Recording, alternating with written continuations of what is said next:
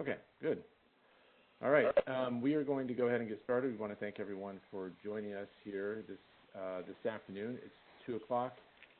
There will probably be people filtering in, but we've got a couple things to take care of here at the front end, so we will get started. This is the first in our series of 3 webinars for our fall series, which is our not quite equivalent replacement for our fall conference, which last year was held in Nashville. We look forward to getting together and seeing everybody again in a future time. The webinars that we are putting on this fall are designed to get you ready for 2021. If you weren't already ready for 2021, we'll at least get you that will be coming out here in 2021.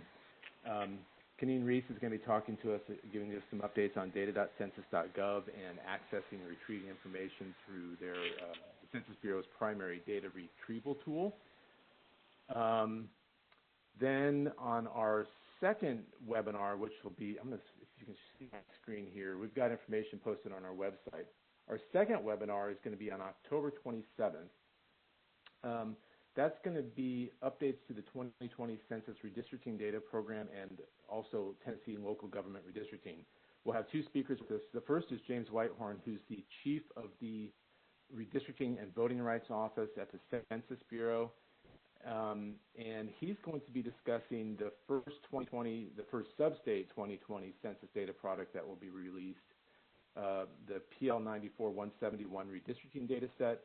He'll be discussing some of the data changes that are going on with that set of information, the citizen voting age population that's going to be included in it for the first time, the timing of it, which I'm excited to hear about, the delivery mechanisms, and he'll touch also on differential privacy. He'll also be joined by Matthew Hill, who's from the Tennessee Comptroller of the Treasury. Their office works with city and county governments across the state on redistricting. And he'll be giving us some kind of initial look at what some of their plans are going to be. But this is not just a redistricting webinar. If you think back to 2010, the summary file 1 information that came out, the more detailed information about age and race and housing unit characteristics and things, didn't come out until September of 2012. So there's a good chance that, for the first year and a half or so, this is probably the information that we're going to have as far as the data releases from the 2020 census. The next webinar is, whatever that is. Barb will tell us what that means. The next webinar that comes up on the 10th of November is an intro to the IPUM's National Historic GIS, and that is a geographic U.S. Census data and time series and crosswalks using the National Historic GIS. So with this information that Jonathan Schroeder from the IPUM Center for Data Integration, what you can do is you can make comparisons across dissimilar geographies. So the census tracts have changed between 1990, 2000, 2010. IPUM's NHGIS is publishing some information that will let you make direct comparisons of things like income, education, attainment, and so on across to create geographic time series. This is a skill that we haven't had to use for the last 10 years or so. It's time to dust off our crosswalk skills, and he'll give us some good information, some good insight on some practical applications of how to actually step through and do this. So as you can see, all this information is on our website at tnsdc.utk.edu. Register there, and I hope you will join us for any or all of those. And I do want to add that that third presentation is done in partnership with the Tennessee Geographic Information Council. So I want to thank them for their willingness to help with that webinar and promoting it. Before we get started with this one, I'm turning it over to KaNin. I will stop sharing. The first thing I wanted to say is keep your mutes on. We're going to use the chat to ask questions. So if there's anything that you want to ask at any point during the presentation that you hear, throw it into the chat. We'll answer those questions kind of at the end in a lump, and we'll throw them all back to KaNin at that point. when you do ask a question, make sure you drop that little drop down there in the chat and address the question to everyone, and that way everyone can see the question that's being asked. Don't send it to me or to KaNin, but just put it out there so that everyone can see it. And then lastly, before KaNin starts, we want to thank everyone who's registered. We've got people from Johnson City to Memphis and Chattanooga, all the way up into Northwest Tennessee, and Ken is up there, I saw. Welcome, Ken. I also want to thank Aaron Hatfield, who helps with a lot of the communications and things that we send out to you about this. Barbara LaFleur, who's the Census State Data Center's liaison, and she is running the webinar for us today, and I want to thank her for doing that. And then finally, we want to thank KaNin Reese.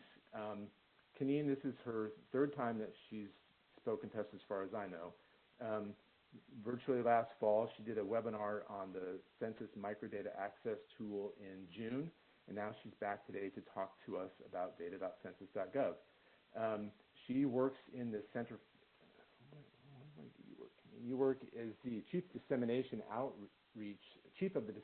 Outreach Branch for the Center for Enterprise Dissemination, which is a mouthful, at the Census Bureau, and conducts a lot of outreach and communication about the Census API, which we hope to talk to you about in the future, as well as data.census.gov. So, KaNin, I should have probably passed this back to you sooner so I can find you. Hold on. Okay, KaNin, you have it. So, KaNin, with that, thank you for taking the time to speak with us today.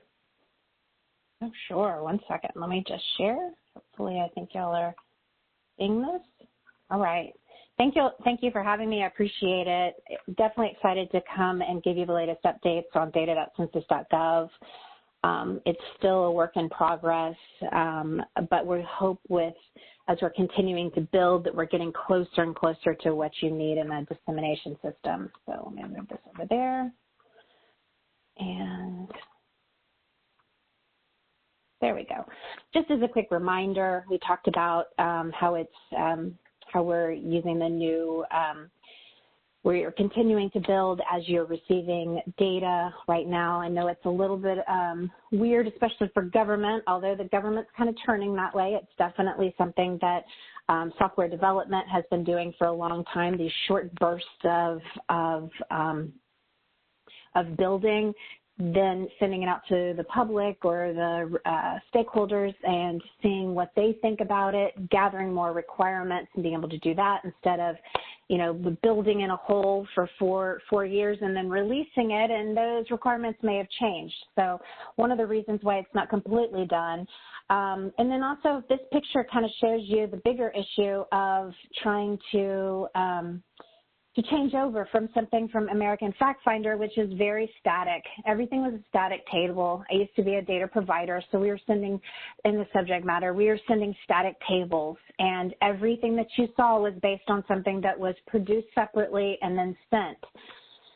So what we're trying to do is harness the power of the API, which is our application programming interface. This allows not only us at the census, everything with data.census.gov, as you see, is being pulled from the application programming interface, but also many of people's application, other third-party, lots of the data centers have gone in and pulled from our API and create their own individualized dashboards, or some people have application. All of that is that public idea of open data, open government, public access of data. And that's what data.census.gov does. For those people that don't want to create their own applications, we're trying to do it on data.census.gov. And it's all kind of circling around this new thing. So a lot of the transition point is trying to get everybody available, and it's trying to make sure that everybody is available and I'm trying to make sure that's not me and my feedback. So from here, just making sure that you're aware of kind of what we're doing, and then wanting to show you a few of the latest updates we have. So we've been transitioning and migrating a lot of data, the older data over from American Fact Finder. We have things like the older Decennial data, as well as a lot of the economic data and American Community Survey that we've been working on. One thing that we were missing was the population estimates. We do have our first table. It was available about a month ago. And this was because not only are y'all learning a new site, but so are the data providers, and not just that, but they then have to learn how to deliver to our site. And so that's some of the things that they're working on doing. We hope to have the full suite of pop estimates tables in the near future, but just having one kind of helps us getting in the right direction. We are currently working on what Tim mentioned is the 2021 is the big deal as far as disseminating the Decennial data. We're working on lots of things to make sure that that's ready for that data to be disseminated. First thing, as far as download, making sure, it's a robust enough download to be able to, pull in all blocks in a state like Tennessee. Huge state, and it's a lot of blocks, so making sure that those things are available, and then all the things that are kind of supplementing and helping that as well. We need to make sure that we have those easy one-click selections for those collections of geographies, profile pages, and then improved embargo to make sure that we can handle those early reviews. We have an embargo site, but we're always trying to improve it, especially with Decennial. We're going to have a lot of people accessing it, things early. We're also developing a web page search. The bigger idea of data.census.gov is really that it's a platform that will eventually take over the search for census.gov.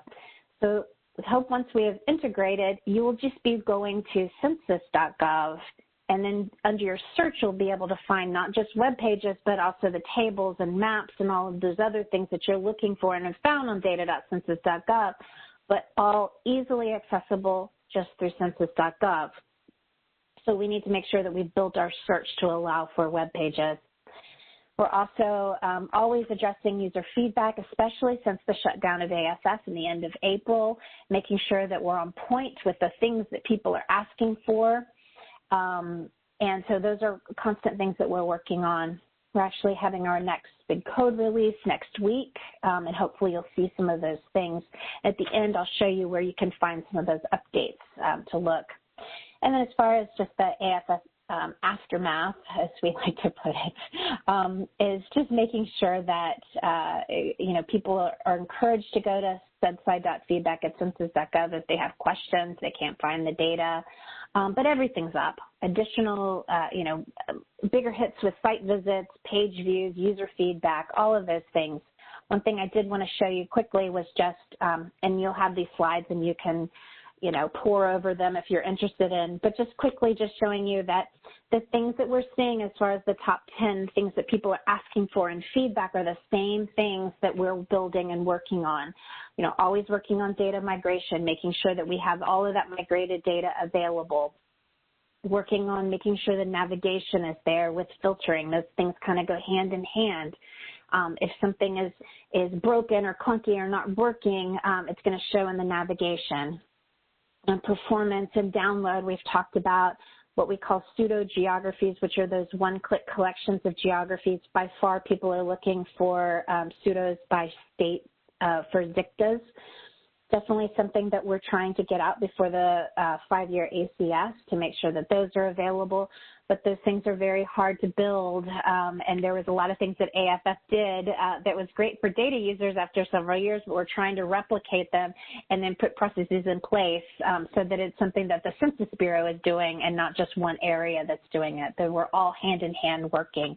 And that's really kind of the main theme of what we're doing with 2020 is, processing systems, collection systems that are for the totality of the Census Bureau, not just for being in silos and every release being a different way. And also saying things about printing, search relevancy, address search, and then mapping. All of those things are things that we are working on, and we hope to improve as we go little by little.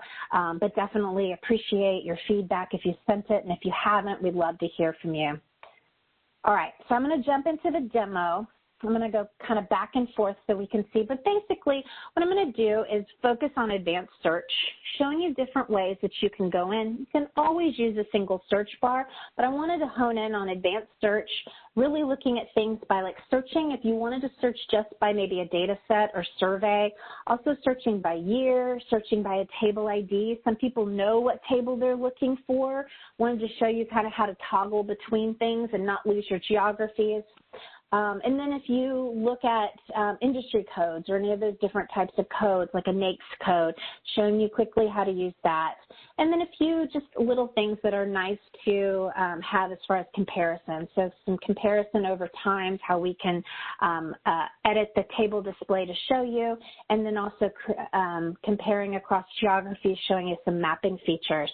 And at the end, I really want to show you our resource pages for when you have questions, okay? All right, so let me, sorry, there's over here. Okay, so our site on data.census.gov, and from here, you can obviously do the search, the individual search bar right there, but then there's two ways. You can click advanced search, or you could, on the landing page, there's also just a pre-filled given link to advanced search. Now, just letting you know that advanced search is something that is used a lot in Google and that type of thing. I myself never knew that Google had an advanced search. I always think of those drop downs as faceted filtering.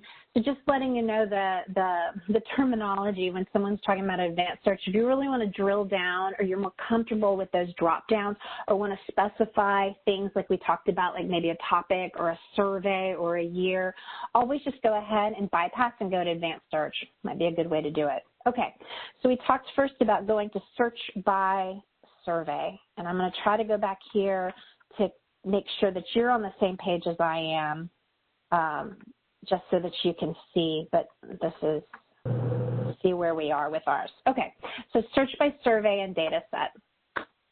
So I wanted to start right here. So if we're going by survey or data set, we've actually not broken them out yet. And let me start by saying, when we look at this, these are actually what we call data sets. So we're looking at ACS, and it's not just one click for ACS. We are working on doing that. We're in the discussions with our data providers, and there's some back and forth with them about deciding how to kind of roll these things up. And so we haven't been able to implement it yet, but just letting you know that it is coming. But just showing you some things that you can do when you see it.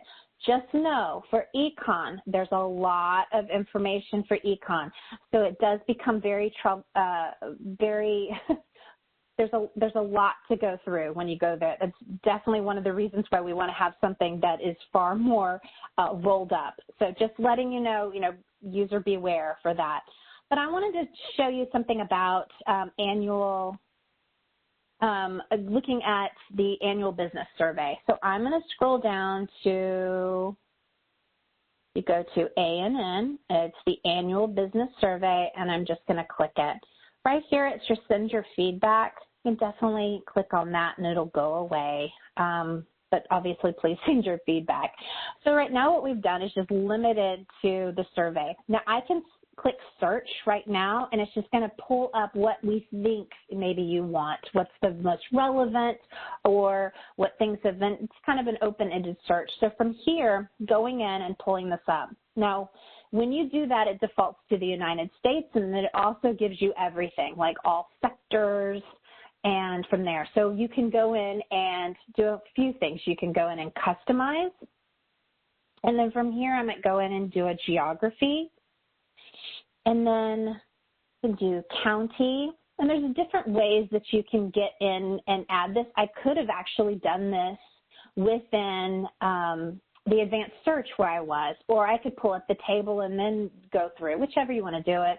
Just going to go ahead and default and put Davidson County. One thing to know is there is not an apply button, which throws me because I feel like I want it to show because I don't see it down here on the table. We know that's something navigationally people would like, but just letting you know, go ahead and just close it. Sometimes in different views, there's a hide button here. Go ahead and click on that.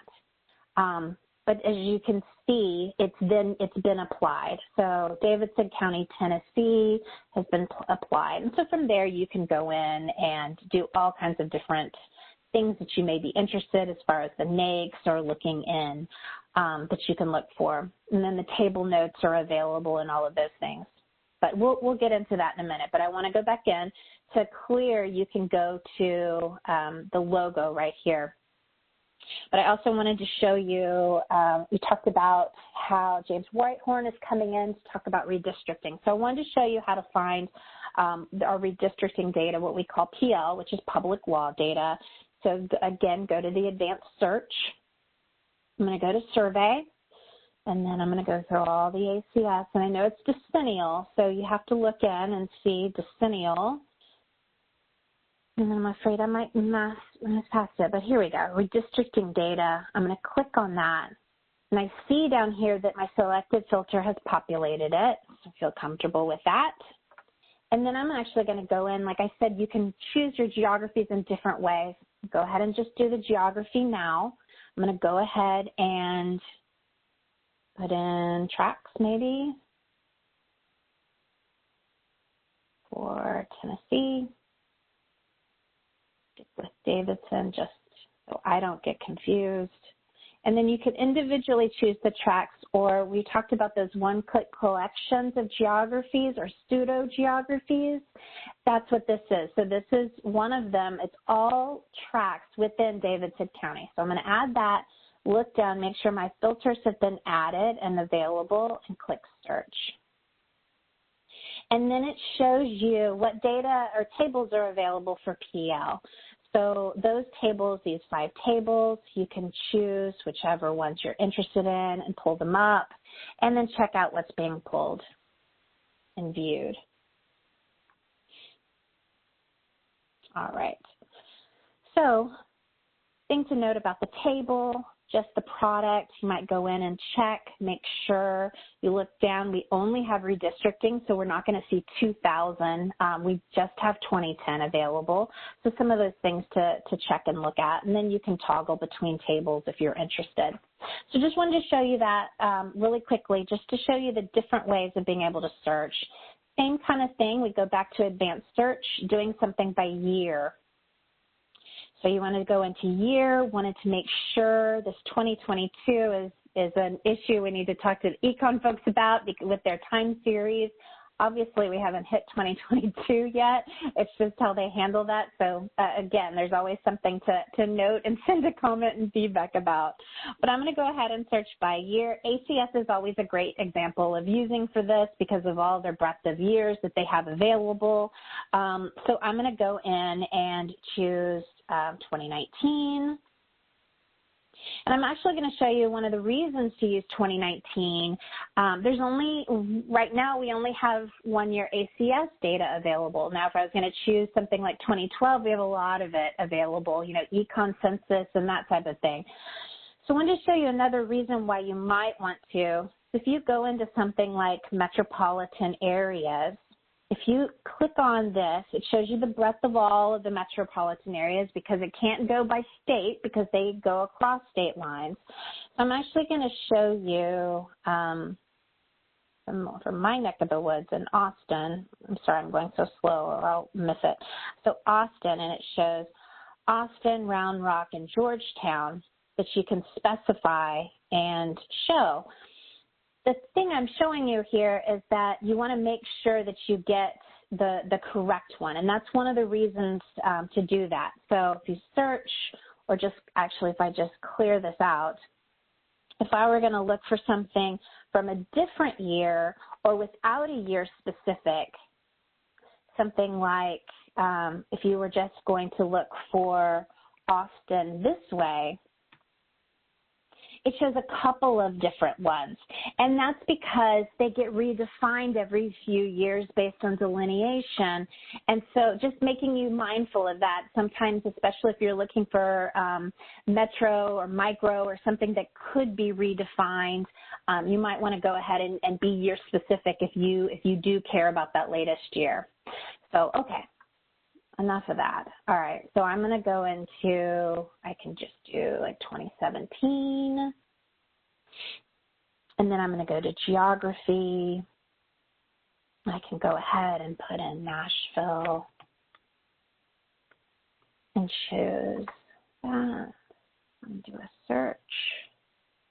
And here we go. We've got the available area. And then since I didn't say what exactly I wanted to see, it's just offering me up a basic ACS table that's available from there. But those are some ways that you can go in and kind of, slice and dice things and more specific if that you're interested in. The other thing, search by table ID. Now, definitely you can go in and search right here and do S1701 and pull up your table. And then go in here to customize table, and you can add a geography if you're interested in. It's still keeping my old geography. Some people like that and some people don't, so I'd be interested to hear what you have to say. That it still remains there. So I just picked Tennessee, and you can look at it from there if you're interested that way. Or you can actually go in. One of the things I wanted to show you is if you're going through advanced search and you had already done maybe like a track or even like all counties, I guess. And then go down to Tennessee. I think we already have it pre-populated. And again, you see that it's coming down here. It gives you the filter. You can go in and actually up here, you can go in two different places. You can put one here, the advanced search, or this is the newest area. So if you've been using data.census for a while, one of the big issues that we had was a disconnect between the single search and the advanced search. And so this is actually a really nice feature. We're in the process of unifying them, but one of the steps has been to allow these chips to remain here to do the search. So the reason for this is that if I now do even S1901 and click enter, it'll pull up my table and then keep the geographies that I had, which is really, really nice because it used to not do that. It would actually clear out everything from your advanced search and all of those 12 or 15 or how many geographies that you specified, it would clear it out. So now the way that you can do it, if you decide you wanted to go someplace else, you wanted to do DPO5 or any of those other things or DPO3, whatever you wanted to do, you can keep your geographies there without losing them and then switch your tables from there. It's just something to be mindful of. Also, really quickly wanted to show you one other thing. Actually, if you go to, I'm sorry, I'm having an issue with this drop down real quick, 1 second. So I'm gonna go here and I'm gonna go to data.census.gov landing page.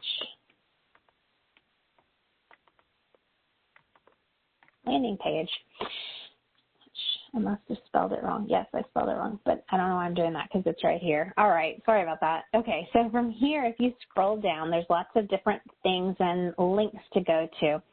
But one of the questions that we get with decennial data quite a bit are where are your quick tables or a DPO1, which is a data profile. Those things were not migrated because of different processing issues with how they were done in American Fact Finder.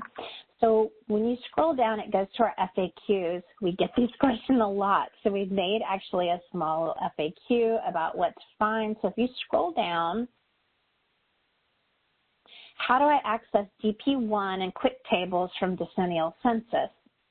So from here, if you're looking and seeing what data are available, this QTP3, which is a basic one about the cross with race, I'm just going to go ahead and cut and then go back to right here, and I can go to my advanced search, and I think that I had already even to do county, and then stick with Davidson just so I don't get confused, but it's there. And then I can go up here and I can paste those. All of those will come up that are available. So that's a really nice thing. I know lots of people want to prescribe some things. If you know your table ID, you're welcome to use it, but it's also to know that there's several other ones, if you have them all there, that you can do, that you can kind of replicate some of these tables that might have been your favorite and didn't necessarily come over with everything else. We are kind of working on in the background to see if there's some ways that we can use the API to recreate some of these tables. Fortunately, there's a big list of other things that we have to do as well, but we definitely know that's something we're interested in doing. So just showing you a couple things to do. Last thing I wanted to show you real quick with that was also the codes. So looking at industry codes, most often using the NAICS. So had a question about search by industry code of like traveler accommodation. So if you click on, go to the codes, all the different codes that you could use, click on NAICS, and then I'm going to scroll down to 72, which is accommodation and food services, and then 72.1, or excuse me, 721 is accommodation, and then you go to traveler accommodation, and then finally hit the final. So when you finally get to a box, if you don't see a box, then you should just keep going as far as the filters go, if that makes sense. If you go here, you can go in and search and find the table that you're looking for. This is the CVP table. You can go in, here's a non-employer, all those different things that might be available. Again, if you wanted to go in and customize things, you can go in and maybe pick specifically what survey you would want available, or from there, go to the survey or move to non-employers or something like that. And then as always, you can go in and click your geographies or what's available. All right, so that's just the basic looking at what the drop downs of the search are. And always, if you want to click on the search bar and go back to advanced search, you'll see what's there. You can go in and clear. Yes, I want to clear everything and look through topic or however you want to go. All right, so I went through all of these, search by survey, data set year, table ID, and then industry code.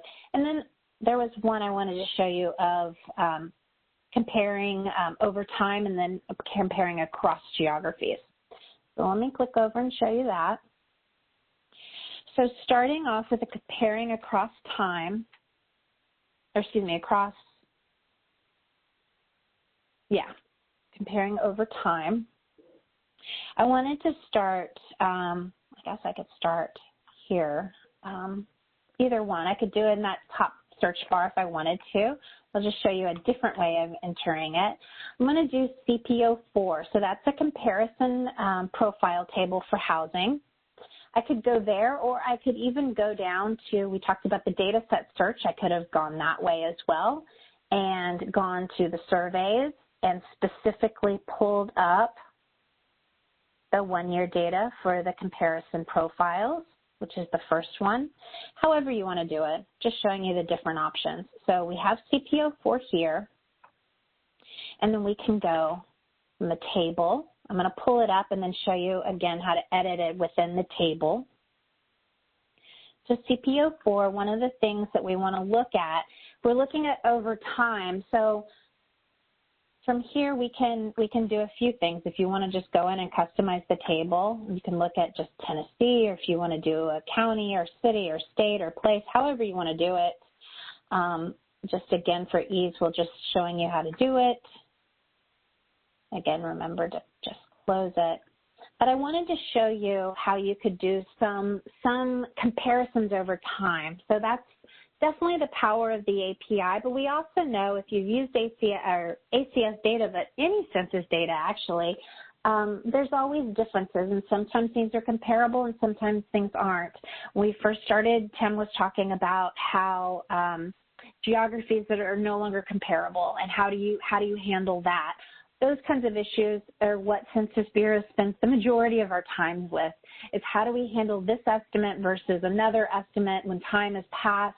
We definitely have issues with controlling to decennial data from one decennial to the next as estimates.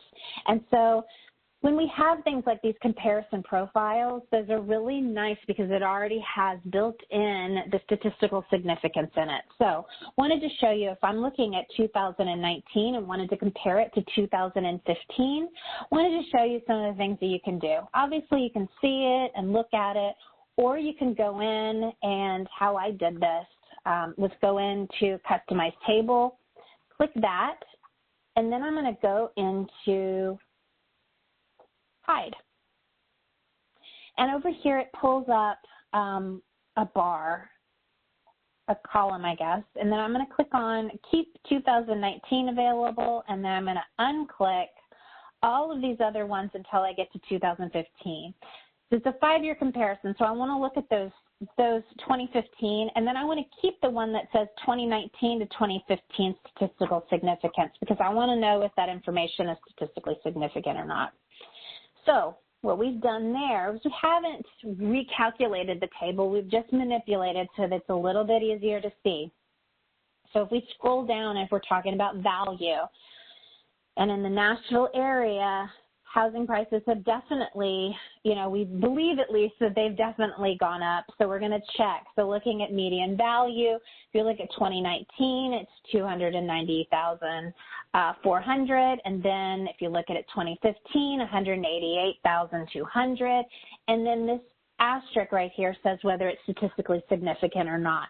So that we can then be comfortable and assured that we can say that there has been a statistically significant increase in housing values in Davidson County since 2015. So some of those things are nice to be able to do.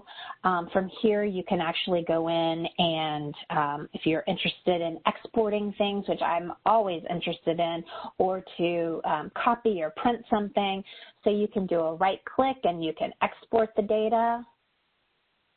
It's going to export to an Excel file, and it pulls it up. Actually, it's really nice that it keeps your manipulations that you've done with the data. The download's not the same, and I'll show you that in a little bit. But it's available here that you can then be able to see it in a table form, what's available. Now, also another thing that you can do is that if you do a Control-P, that it does print your table, and it says that it's only going to kind of nicely print it on the first page. Yes, print it anyway. We're trying to figure out how to handle print, because in PDF land, the AFF print wasn't amazing either. It was great for those small detailed tables, but when you're talking about comparison profiles with 11 different columns, they didn't all fit on a page. So we're trying to figure out what's the best way to do this in the best way that doesn't take a whole lot of time. So I always like to play with my settings. With this one, you can go ahead and do portrait, and it would make sense. I always kind of default to landscape because typically speaking, I need to do a landscape. And then you can also do the more settings and do a scale, increase it or decrease it to try to make it look the best for you. And then the nice thing is it includes the table notes as well and has the logo. So if you need something that's a little bit more professional looking, then you can have that.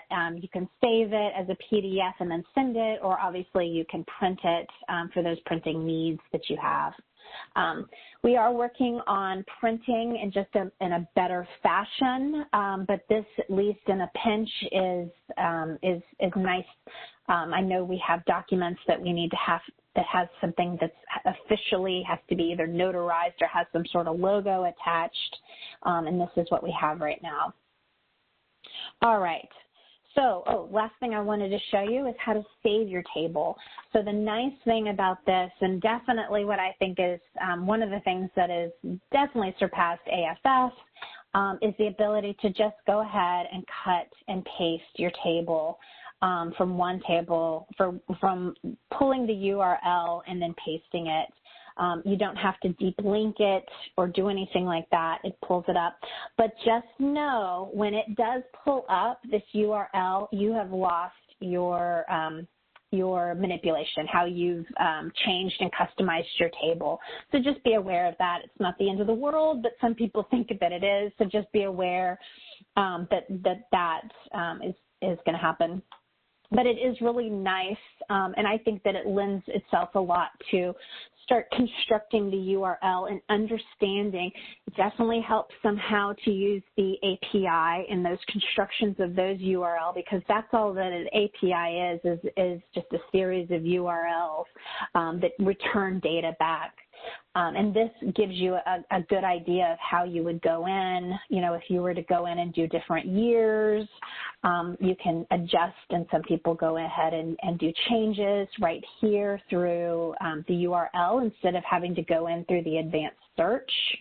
You know, obviously, if you have to know the full GeoID that you may or may not know, but those are some things that might be really helpful to you just to start understanding how the URL is constructed. All right, so the last thing I wanted to show you is comparing across geographies. Okay. So I'm going to go back. I'm going to clear by going to the logo. I'm going to go into advanced search. And then I'm going to look at geography. I'm just going to look at, I can do all counties, but I'm just going to look and drill down a little bit more to do more track level. So Tennessee, Davidson. Okay. Select your tracks. And then from here, I'm going to go ahead and do a topic. So I'm looking at the older population. So one thing that definitely throws people are these topics, these hierarchical topics are not the same ones as AFF. We had to combine them with the census.gov topics, because if we're going to unify and become one unified integrated system, we have to have the same topics. And so that has definitely thrown a lot of people. You've gotten used to how to find topics or where to go, and this just takes a little getting used to. So please, if you're having trouble, take the time to go in and check and see how these are put in together. Some of the things that's also different, things aren't, with AFF, you didn't combine business data or any other surveys with each other. And in this, when you're talking about something like health or health insurance, there's a lot of different areas that are overlapping. You know, things about employment, there's business data as well as personal employment. And so trying to combine that, so when someone's looking at employment, they see the breadth of data that we have and not just what one survey is offering. And I know that's two different things, right? There's half of the people may look at things and want to be able to say, no, specifically, I want this survey and I want to look at this indicator just like this for this year. And they may know all of that. But then there's also the people that are just, tell me about employment and tell me what information you can give to me about employment. And we want to be able to show a much higher and larger view of what the census has to offer. So I'm going to go in and look at population and people, lots of things under here, you know, native or foreign born, language spoken at home, but I'm going to click on older population, and then I'm going to just go ahead and do a search. And it's going to pull up the tables, lots of different tables, but I'm looking at tracks, so it's not going to give us those iterated age tables of 60 and over or 65 and over because of the population threshold that's needed. So I'm going to click on the basic ACS age subject table of SO101, and then it's populated. If I look, it's always important, I think, to, before you go into a map and look at mapping, to kind of see it in the table so you can see what data are available on this left-hand side. And I'm going to scroll down, and yes, it's giving me age ranges, but it does give me an older population age range. I'm interested in 60 to 64, so I found the data that I'm interested in. So from here, I'm actually just going to go and click on Maps.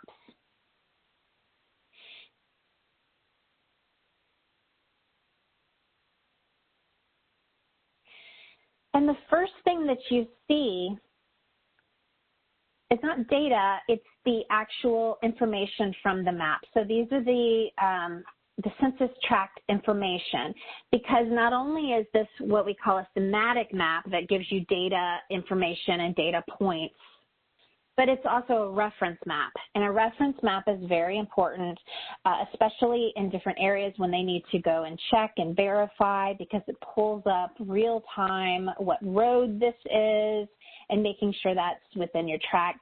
It's very, very important for data users in general, but then also really important for the people who are using our school district boundary program. They give updates every couple of years, or allowed to, and then they need to go in and verify that their boundaries were actually accepted. And so this is the system that they would go in and do that. And some of these key indicators help to let them know as they drill in and out. All right, so just showing you that. So don't be surprised when you see this. That's just fine. You want to go in and select a table for it to actually populate with any kind of data. So the first thing I'm going to do is I'm going to just go ahead and make sure it's the right information that we want. 2018 5-year. We haven't released the 2019 year 5-year, so that's perfect. Tract data is only available for 5 years, so it makes sense. We're looking at counties. That's when sometimes you get 1 year versus 5 years. So if you want the whole breadth of all the counties, maybe in a state, you're going to have to choose 5-year. But again, those are your choices, and you can go through and pick whichever one that you want, going down to 2010 that's available. So what I'm most interested in is the data variable. I told you I was interested in 60 to 64. And actually, since it's survey data, I prefer to see the percentages and not the actual counts. So I'm going to scroll all the way down. So it's important to know this is a big, that's one of the reasons why I like to look at the table, is a big table and has a couple columns. So you're going to have to, give yourself a minute to go through and make sure that you understand what you're looking at. So I'm going to go down and see percent total population 60 to 64. So I'm going to click that. And when I click that, it repopulates. And from here, you can scroll down and view things. You can go out, go in, and then you can really be able to see what areas have that higher number that you may be looking for. And just visually, it's nice.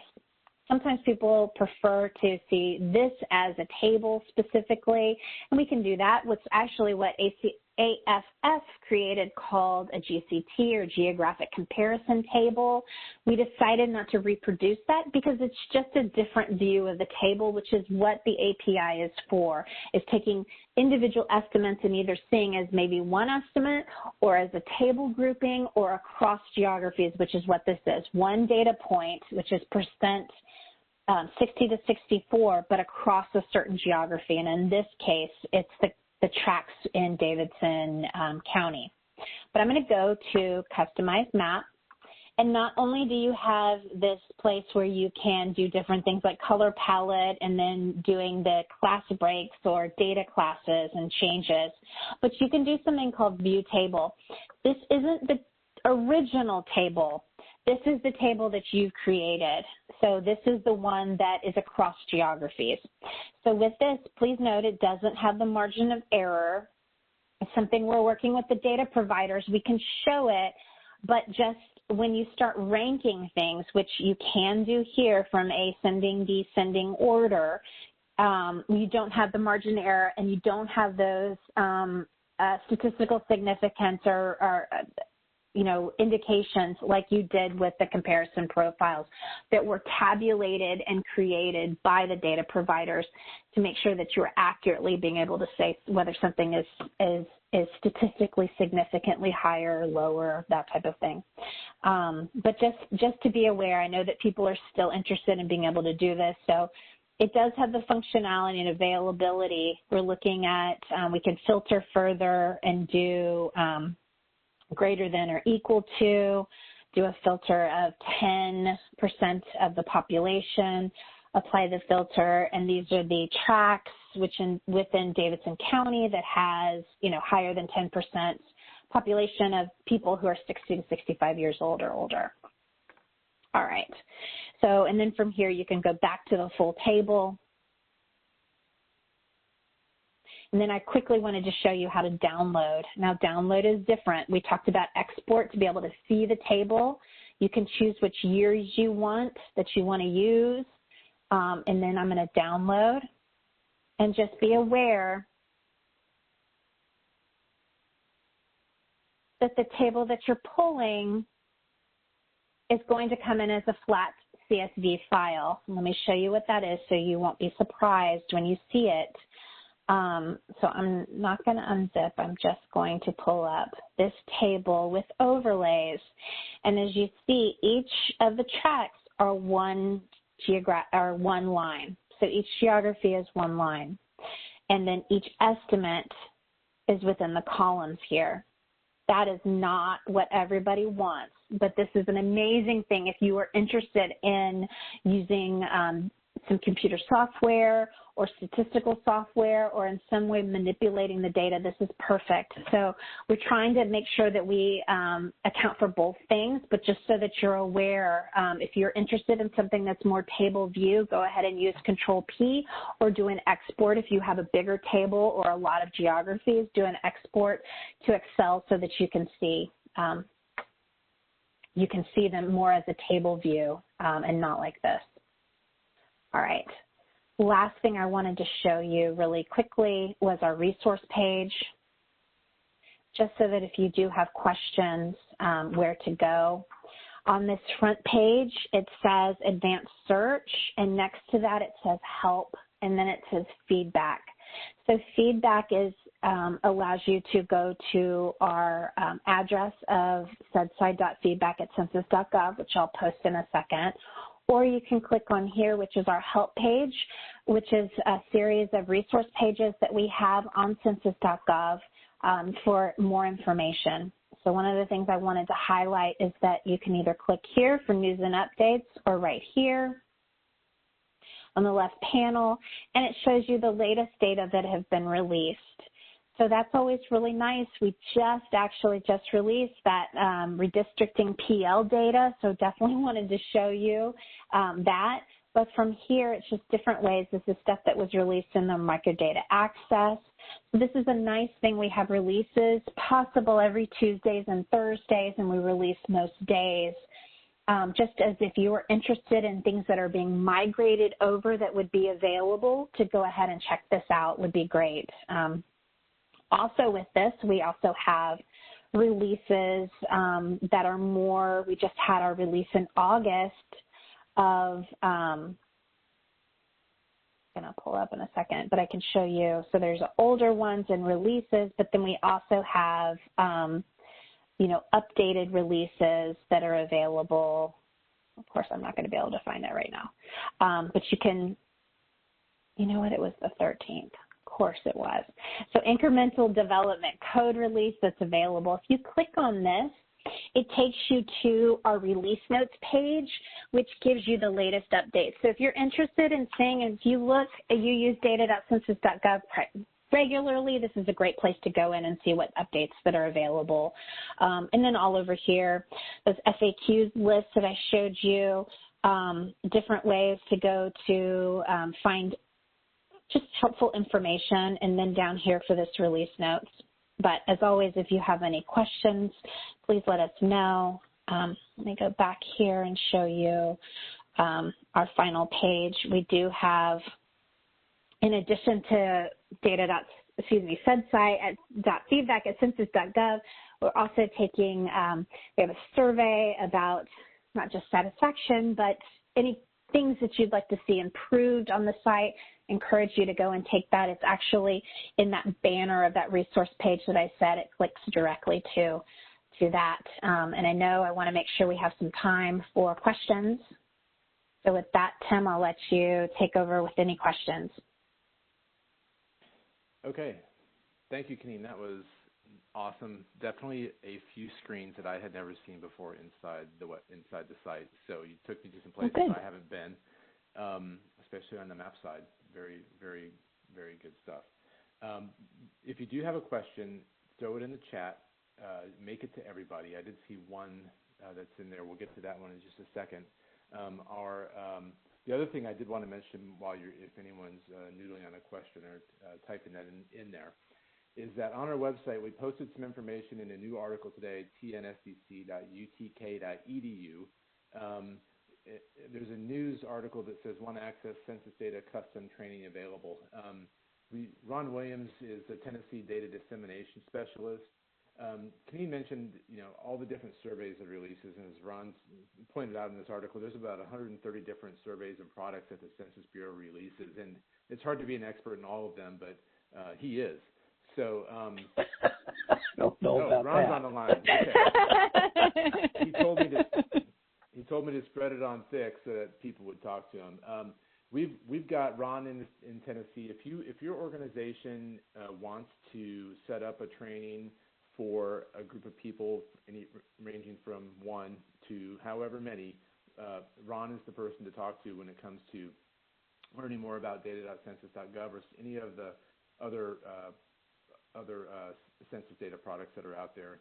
Tennessee State Data Center is also a resource, and so are all of our data center affiliates. But Ron can set up a training, do virtual webinars like KaNin has done today, and talk you through some of these products and help you integrate them into your grant applications or whatever activity that you're involved in. So that information is posted on our website, and I hope you will go check that out. And we've got Ron's email address, and we'll get his phone number up there for you as well.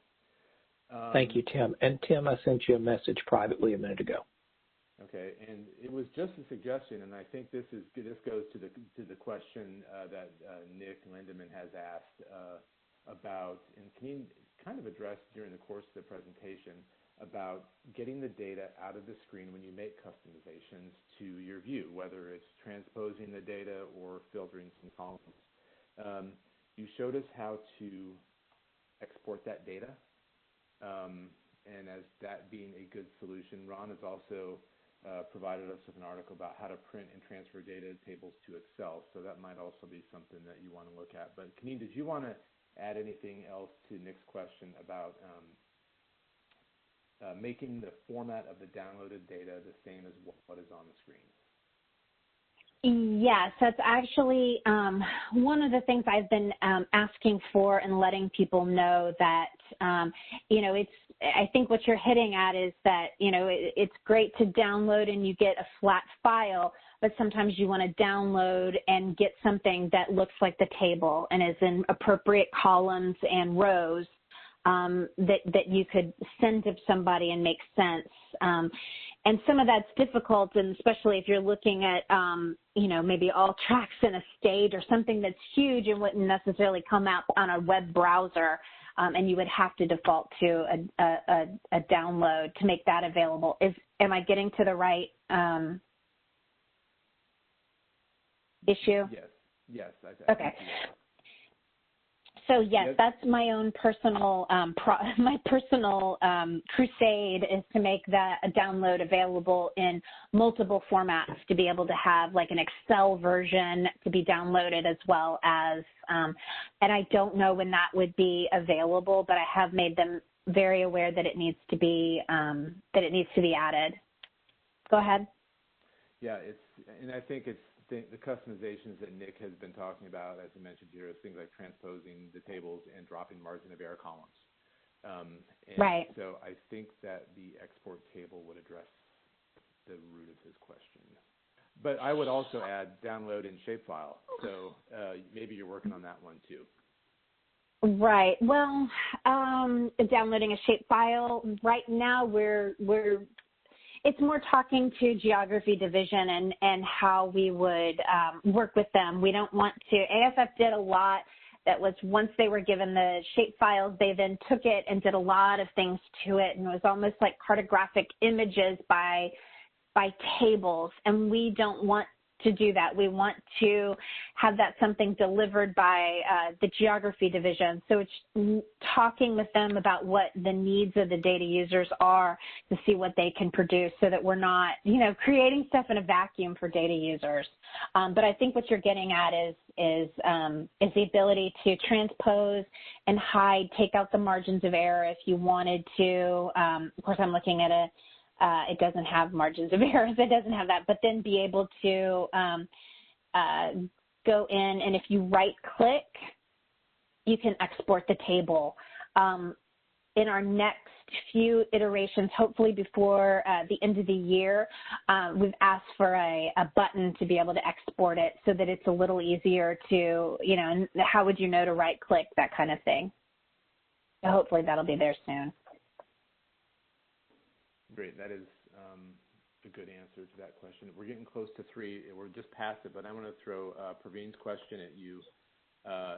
Sure. And she asked that you mentioned an address search. Is there a way to search for an address and get results about that geography? Not on data.census.gov right now, but we do have, if you go to our FAQs, we have a page of FAQs. There is a page on how to do an address search. We're going to be working with the geography division to create, I don't know, find out where it is, sorry, to create something that's integrated within the site. We have something called a geocoder, and you can go in and create it, and I'll find the FAQ if we need to hop off and send it to you, Tim, and you can send it out. But it shows you, oh, how do I search by address? So I'll send you this link, and it shows you how to use our geocoder. It's just a little clunky. You know, you have to go in and do some edits, and it would be really nice to have something integrated within the site. It is something we are trying to get in before the 2020 Decennial data are released, so that, you know, in the next several months. But until then, the geocoder will give you the data. It's just not, you know, as nice as having it integrated within the site. Thank you. I think that will get Praveen headed in the right direction. We'll follow up offline about getting that link out along with the link to this video. Last chance for questions if you've got a short one. But this has been really great, and I want to thank you, KaNin, for joining us for a third time. I'm sure at a future webinar or maybe in person we'll ask you to come speak with us again.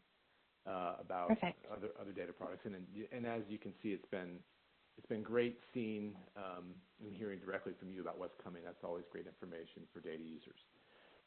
Again, thank you everyone that took the time to join us this afternoon, and don't forget to log on to our website and look for the other webinars that are upcoming, and I hope you'll join us for one of those.